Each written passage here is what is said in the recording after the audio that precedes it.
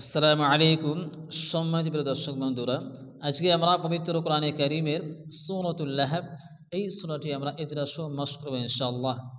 সূরাটি কোথাও অবতীর্ণ হয়েছে লেখা আছে সূরার নাম সূরাতুল লাহব, মাক্কিয়া, মক্কা অবতীর্ণ। আয়াতুহা 5টি আয়াত, রুকুউহা একটি রুকু। বিসমিল্লাহির রহমানির রহিম।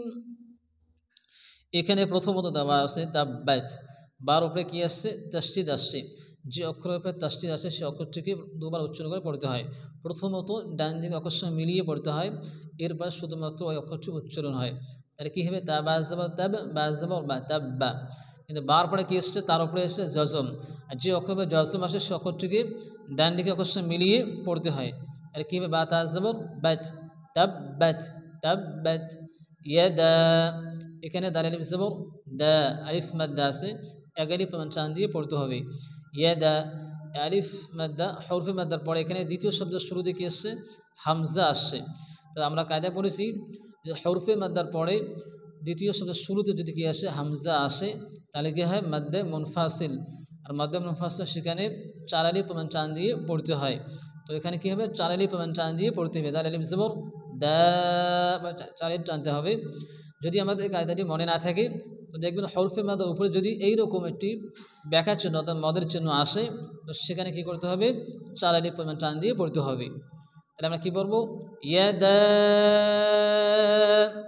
এরপরে আবি, এখানে বা ইয়াজের বি, ইয়া মাদ্দা, এখানে 1 আলিফ পরিমাণ টান দিয়ে পড়তে হবে। আবি, লাহাবিন, এখানে কি আছে? লাহাব, লাহাবিন, এখানে বা নিচে 2 জের এসছে, অর্থাৎ তানবিন এবং নুন সাকিনের পরে যদি হরফে ইদগামের মধ্যে ইউমিন, ইয়া ওয়া মিম নুনের মধ্যে কোনো একটি অক্ষর যদি আসে, তাহলে কি হয়? তানবিন এবং নুনের সঙ্গে মিলিয়ে 1 আলিফ গুণনা করে পড়তে হয়।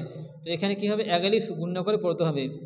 বা ওয়াও 2 জের, বিউ, বিউ, লাহাবিউ, লাহাবিউ, ওয়া তাব্বা, ওয়া তাব্বা।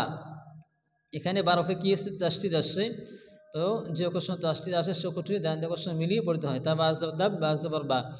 এখানে আয়াতের শেষে আমরা ওয়াকফ করব। ওয়াকফ করার সময় এখানে যে জবরজির পেশার কী হয়? সাকিন করে পড়তে হয়। এখানে বা সাকিন হবে এবং সাথে সাথে কী হবে? কলকলাও হবে, কারণ এটা বা কলকলার অক্ষর। তাহলে কী হবে? ওয়া তাব, ওয়া তাব। পর্ব কী হবে? তাব্বাত ইয়াদা আবি লাহাবিন ওয়া তাব, تبت يدا أبي لهب وتب। এরপর এখানে মিম আলিফ জবর মা, আলিফ মাদ্দা, 1 আলিফ টান দিয়ে পড়তে হবে। মিম আলিফ জবর মা, এরপরে আগনা, এখানে মিম এটি শব্দ মা, এরপরে হরফে মাদ্দা এখানে আছে, আলিফ মাদ্দা। হরফে মাদ্দার পরে দ্বিতীয় শব্দের শুরুতে কি আছে? এখানে দেখেন কি আছে? হামজা আসছে। তাহলে আমরা কায়দা কী বললাম? যদি দ্বিতীয় শব্দের শুরুতে কি আসে? আলিফ বা হামজা আসে, তার মধ্যে কী হয়? মুনফাসিল হয়। আর মধ্যে মুনফাসিল হলে সেখানে 4 আলিফ টান দিয়ে পড়তে হবে। তো এখানেও কি মধ্যে মুনফাসিল হবে? চিহ্ন দেখেন উপরে দেওয়াই আছে। তাহলে আমরা কী বলবো? মা আগ, আগ না, এখানে নুন খালাস আসছে, এখানে 1 আলিফ টান দিয়ে পড়তে হবে না। আর এখানে যে আমরা ইয়ে দেখতেছি, ইয়া কিন্তু রসমুল খাত, অর্থাৎ লেখা আছে কিন্তু উচ্চারণ হবে, এটা বাদ যাবে। আগনা, আগনা, আনহু, আইন নুন আইন হাফেশ হু, এখানে আইন উচ্চারণ করতে হবে। আইন হু, আইন হু। মা, এখানে আলিফ মাদ্দা, 1 আলিফ টান দিয়ে পড়তে হবে। মিম আলিফ জবর মা লুহু, এখানে হা উল্টা পেয়ে যাচ্ছে, এখানে ওয়া মাদ্দার মতন 1 আলিফ টান দিয়ে পড়তে হবে। মা লুহু, মা লুহু, ওয়া মা, এখানে মিম আলিফ মাদ্দা আছে, 1 আলিফ টান দিয়ে পড়তে হবে। ওয়া মা, ওয়া মা কাসাবা, এখানে কাসাবা আছে। আয়াতের শেষে ওয়াফ করার সময় কী হবে? যদি জবরজের পেশ থাকে তাহলে কী হয়? সে অক্ষরটি সাকিন করতে হয়। এখানে বা সাকিন হবে এবং কলকলাও হবে, কারণ বা কলকলার অক্ষর। কাসাব, কাসাব, কাসাব। তাহলে আমরা কী বলবো? মা আগনা আনহু মালুহু ওয়া মা কাসাব, মা আগনা আনহু মালুহু ওয়া মা কাসাব। এরপর এখানে সায়াসলা, এখানে সোয়াদ আসছে, সোয়াদকে মোটা করে অর্থাৎ মুখ গোল করে একটু মোটা করে উচ্চারণ করতে হবে। সায়াস বলা যাবে না, সায়াসলা। এখানে লামের উপরে কি আসছে, খারা জবর, অর্থাৎ এখানে এগারি প্রমাণ টান দিয়ে পড়তে হবে। সায়াসলা, এখানে ইয়া কিন্তু রাসমুল খাত লেখা আছে কিন্তু উচ্চারণ করা যাবে না, লা হবে। সায়াসলা, না আলিফ মাদা নুনের জবর না, এগারি প্রমাণ টান দিয়ে পড়তে হবে। না রান, এখানে দুই জবর র দুই জবর রান, না রান। এখানে তানবিনের পরে কি এসছে, হরফে ইকফার 15টি অক্ষরের মধ্যে দাল আসছে, এখানে এগালিফ পরিমাণ গুণ্য করে পড়তে হবে। র দুই জবর রান, না রান, রপুর হবে না রান, রান না রান। দা জালিফ জবর দা, আলিফ মাদ্দা তা জবর তা, যাতা যাতা। লাহাব, লাহাবিন আছে, যদি আয়াতের শেষে কি আসে, দুই জের অথবা দুই পেজ আসে, তো এখানে ওয়াফ করার সময় সে অক্ষরটিকে সাকিন করে পড়তে হয়, এবং বা যেহেতু কলকলার অক্ষর এই জন্য এখানে কী হবে, বা কলকলা হবে। লাহাব লাহাব লাহাব।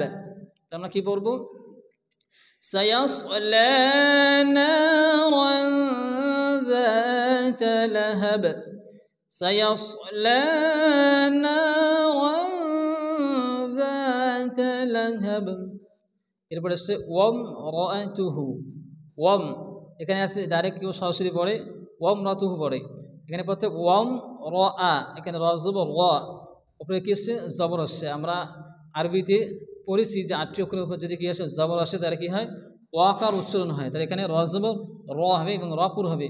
ওয়াম র আ তুহু, হা উল্টে বেশ হু, এখানে ওয়াম মাদার মতো এগারি টান দিয়ে পড়তে হবে। ওয়াম রাআতুহু, ওয়াম রাআতুহু। এরপরে হাম্মা, মিমের উপরে কি আছে, তাসদীদ আসছে, এই জন্য এখানে মিম কী হবে, মিম গুন্না ওয়াজিব, এখানে এগারি পরিমাণ গুণ্য করে পড়তে হবে। হ্যাম হ্যাম, এখানে বড় হা আছে, এই জন্য এখানে বড় হা উচ্চারণ করতে হবে। হ্যাম মা, মিম আলিফ জবর মা, আলিফ মাদ্দা এগারি পরিমাণ টান দিয়ে পড়তে হবে। হ্যাম মা হাম্মা। লাতাল হাতাব, লাতাল হাতাবি, এখানে ত জবর ত হবে, হাতাবি। বা কী হবে, সাকিন এবং বা কলকলা হবে, হাতাব হাতাব।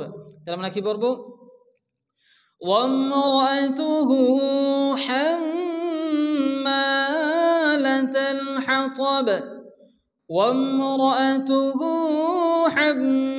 حمالة الحطب।